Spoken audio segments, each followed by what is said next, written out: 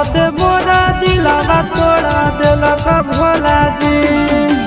ऐसन पूछू कारा कि बाबा हमारे से फिर पट जाए, ऐसन पूछू कारा कि बाबा हमारे से फिर पट जाए।